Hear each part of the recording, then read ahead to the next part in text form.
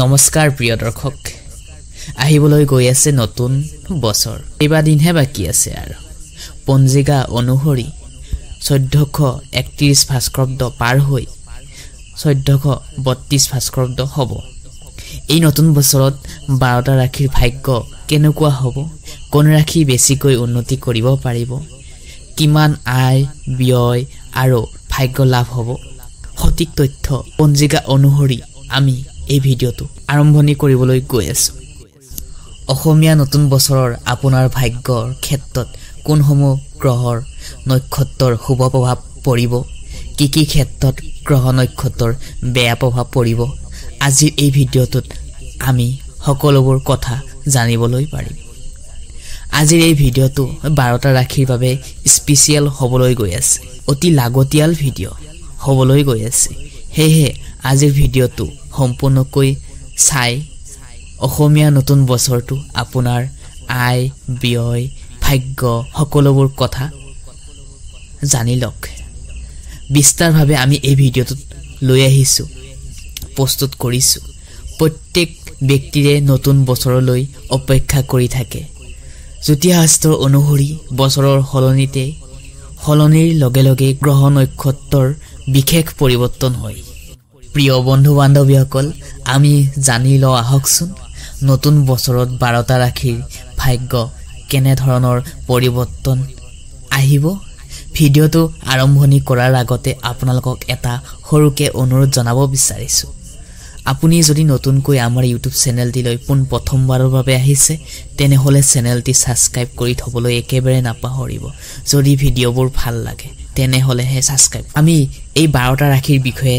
জানিম এই অসমীয়া মাহটো আপোনাৰ এই অসমীয়া বৰ্ষটো আপোনাৰ কেনে ধৰণৰ হ'বলৈ গৈ আছে তেন্তে প্ৰিয় দৰ্শক পলম নকৰি ভিডিওটো আৰম্ভণি কৰো প্ৰথম আহিছো আমি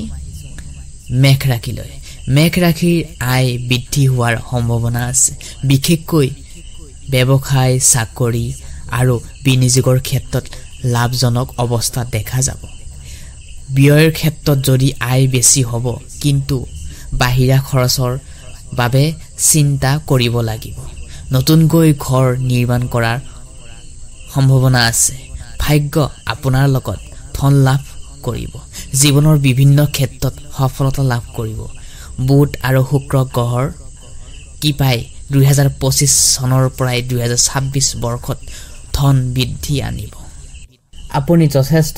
আয় পৰিমাণ বৃদ্ধি কৰিবলৈ পাৰিব কিন্তু ব্যয় কম হ'ব আপোনাৰ এই বছৰটোত কিন্তু বাকিৰ ক্ষেত্ৰত আপোনাৰ ভালে যাব বাকি ধন সঞ্চয়ৰ ক্ষেত্ৰত আপোনালোকে কৰিব পাৰিব এবাৰ আহিছো আমি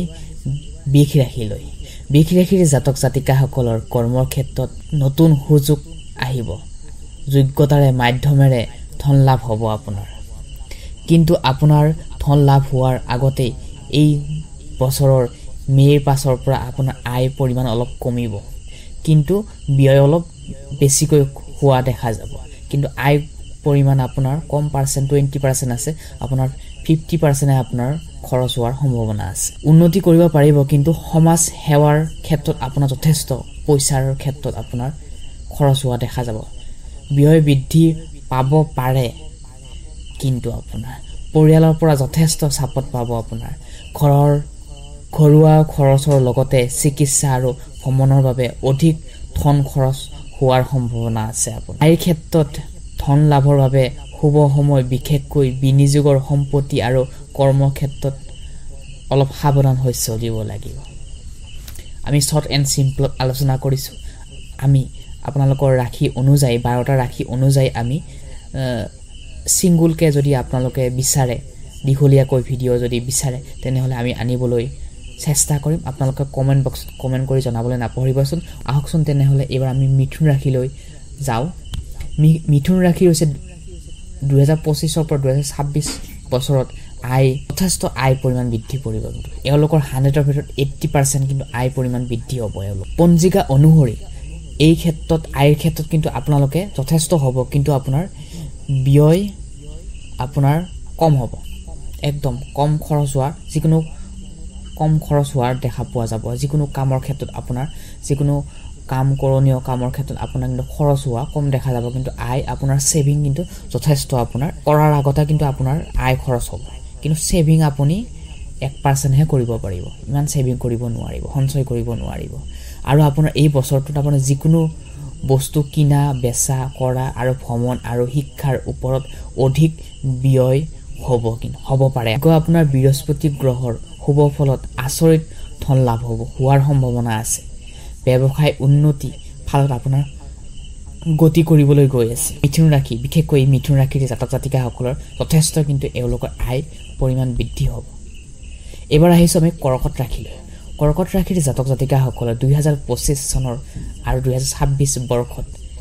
ধন লাভৰ সুযোগ আছে খুব কম পৰিমাণে ব্যয়ৰ ক্ষেত্ৰত পৰিয়াল আৰু সন্তানৰ শিক্ষাৰ বাবে ব্যয় বৃদ্ধি পাব ঘৰ আৰু সম্পত্তি খৰচৰ মনোযোগ দিব লাগিব বিশেষকৈ নিজৰ পৰিয়ালৰ ওপৰত মনোযোগ দিয়াটো খুবেই দৰকাৰ কৰ্কট ৰাশিৰ ভাগ্য কৰ্মৰ ক্ষেত্ৰত সুনাম আৰু কঢ়িয়াই লৈ আহিব ধৈৰ্য ধৰি কাম কৰিলে 2026 চনত আৰম্ভণিতে ভাগ্যৰ দ্বাৰা আপোনাৰ উন্নতি হ'বলৈ পাৰিব এবাৰ আহিছো আমি সিংহ ৰাশিলৈ হয় আপুনি সঁচাকৈ লাকি হয় এই নতুন অসমীয়া বছৰটোত হাইয়েষ্ট আয় পৰিমাণ বৃদ্ধি হোৱা প্ৰথম স্থানত থকা ৰাশিটোৱে হৈছে সিংহ ৰাশি স্বামী গ্ৰহ হৈছে ৰবি অৰ্থাৎ সূৰ্য ব্যৱসায় বাণিজ্যৰ ক্ষেত্ৰত উন্নতি আছে কিন্তু আপোনাৰ বেমাৰ আগতকৈ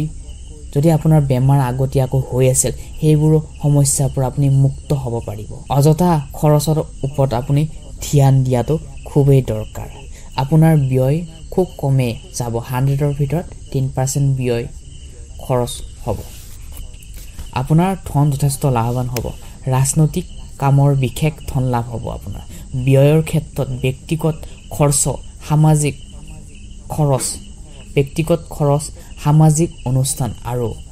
আত্মনিয়তা ৰক্ষা কৰিবলৈ অধিক ব্যয় হ'ব আপোনাৰ শনি গ্ৰহৰ বাবে আকৰ্ষণীয় সুযোগ পাব ৰাজনৈতিক ক্ষেত্ৰত পলিটিক্স ধনৰ লগতে জড়িত কামৰ সফলতা পাব আপুনি যদি সিংহ ৰাশিৰ ব্যক্তি আপোনাৰ বাবে এই বছৰটো খুবেই প্ৰিয় হয় যথেষ্ট হাতলৈ ধন আহিব অসমীয়া নতুন বছৰ প্ৰথম দিনটোৰেই পৰিছে মঙ্গলবাৰ এই মঙ্গলবাৰ পৰিছে হয় সেই দিনাখনে যদি হনুমানৰ প্ৰিয় ভক্ত হয় তেনেহলে ব্ৰত পালন কৰক আপুনি যথেষ্ট মংগল হ'ব ঘৰুৱা শান্তিৰ পৰা আপুনি মুক্ত হ'ব শান্তি পৰিৱেশে আপোনাৰ ঘৰুৱা শান্তিবোৰ আপোনাৰ টেনচনবোৰ দূৰ হৈ আপুনি শান্তি লাভ কৰিবলৈ পাৰিব এই দিনটো ৰাতিপুৱা সূৰ্য প্ৰণাম কৰিলে সূৰ্য দেৱতাক জল অৰ্পণ কৰিব পাৰিলে তেনেহলে আপোনাৰ ওপৰত শুভ ফল দেখিবলৈ পাব যিকোনো ক্ষেত্ৰত আপুনি শুভ ফল দেখিবলৈ পাব এবাৰ আহিছো আমি কন্যা ৰাশিলৈ কন্যা ৰাশিৰ জাতক জাতিকাসকলে আয়ৰ ক্ষেত্ৰত যথেষ্ট পৰিমাণ বৃদ্ধি পাব 100ৰ পৰা আপোনাৰ 60-50% আয় পৰিমাণ বৃদ্ধি হ'ব ব্যয়ৰ ক্ষেত্ৰত সন্তানৰ প্ৰতি গুৰুত্ব দিয়াটো খুবেই দৰকাৰ শিক্ষাৰ ক্ষেত্ৰত বিশেষকৈ শিক্ষাৰ ক্ষেত্ৰত খৰচ বৃদ্ধি হ'ব পাৰে ভাগ্য বৃহস্পতি গ্ৰহৰ কৃপাই 2026 চনত মাজভাগত ভাগ্যৱান হোৱাৰ সম্ভাৱনা আছে নতুন ব্যৱসায় যদি আপুনি কৰিব বিচাৰে তাতে আপুনি লাভৱান হ'বলৈ পাৰিব ভক্তি মনেৰে কমেন্ট বক্সত ওম নমঃ শিৱায় স্মৰণ কৰিবলৈ একেবাৰে নাপাহৰিবচোন এবাৰ আহিছো আমি তুলা ৰাশিলৈ তুলা ৰাশিৰ জাতক জাতিকাসকলে 2025 আৰু 26 বৰ্ষটোত আয় পৰিমাণ ইমান ভাল নাযাব 100ৰ পৰা 20-30% আয় পৰিমাণ পাব কিন্তু সফলতা আপোনাৰ নিশ্চিত যিসকলে শিল্প কলা সাহিত্য সফলতা লাভ কৰিব বিচাৰে তেওঁলোকে কিন্তু তেওঁলোকৰ সপোন পূৰণ হ'ব সামাজিক অনুষ্ঠান নিজাৰ সুখৰ বাবে খৰচ হ'ব আপোনাৰ যিকোনো সামাজিক ক্ষেত্ৰত আপোনাৰ আয় খৰচ হ'ব আপোনাৰ ভাগ্যৰ সময়ত যিসকল নতুন প্ৰজন্ম আছে সফলতা লাভ কৰিব পাৰিব ভাগ্য আপোনাৰ লগত কিন্তু ব্যয় আপোনাৰ যথেষ্ট হ'ব আপোনাৰ সেভিং 1% হে কৰিব পাৰিব যথেষ্ট ইমান কম পৰিমাণে বেছিকৈ কৰিব নোৱাৰিব খুব কমে দেখা গৈছে আপোনাৰ সেভিংৰ ক্ষেত্ৰত এবাৰ আহিছো আমি বৃশ্চিক ৰাশিলৈ বৃশ্চিক ৰাশিৰ জাতক জাতিকাসকলে আয় পৰিমাণ হৈছে 100ৰ পৰা 50% 60% আয় পৰিমাণ কৰিব পাৰিব শনি গ্ৰহৰ প্ৰভাৱৰ সম্পত্তিৰ ক্ষেত্ৰত লাভৱান হ'ব নতুন ব্যয় আৰু উদ্যোগৰ সফলতা লাভ কৰিবলৈ পাৰিব পৰিয়াল সম্পৰ্ক আৰু বিলাসী সামগ্ৰীৰ বাবে আপোনাৰ খৰচ বৃদ্ধি হোৱাৰ দেখা গৈছে 2% 2025-26 বৰ্ষত বৃশ্চিক ৰাশিৰ জাতক জাতিকাসকলৰ এক ধনৰ লাভৱান হ'ব ধন লাভৰ সুযোগ সম্পত্তি কিনাৰ বাবে এক সফলতা হৈ পৰিব আপুনি এবাৰ আহিছো আমি ধনু ৰাশিলৈ ধনু ৰাশিৰ জাতক জাতিকাসকলৰ এই বছৰটো 2025 পৰা 26 বৰ্ষত উচ্চ আয়ৰ সম্ভাৱনা আছে বিদেশত ভ্ৰমণ সন্তান যুক্ত শিক্ষা আৰু আত্মীয়তা ৰক্ষা কৰিবলৈ খৰচ হ'ব পাৰে কিন্তু খুব কমেই খৰচ হ'ব কিন্তু আপোনাৰ আয় যথেষ্ট পৰিমাণ এই দ্বিতীয় 12 নম্বৰ লাকি ৰাশিটি হৈছে আপোনাৰ ধনু ৰাশি সবচে আয় পৰিমাণ বৃদ্ধি হ'ব 100ৰ ভিতৰত 95% আপুনি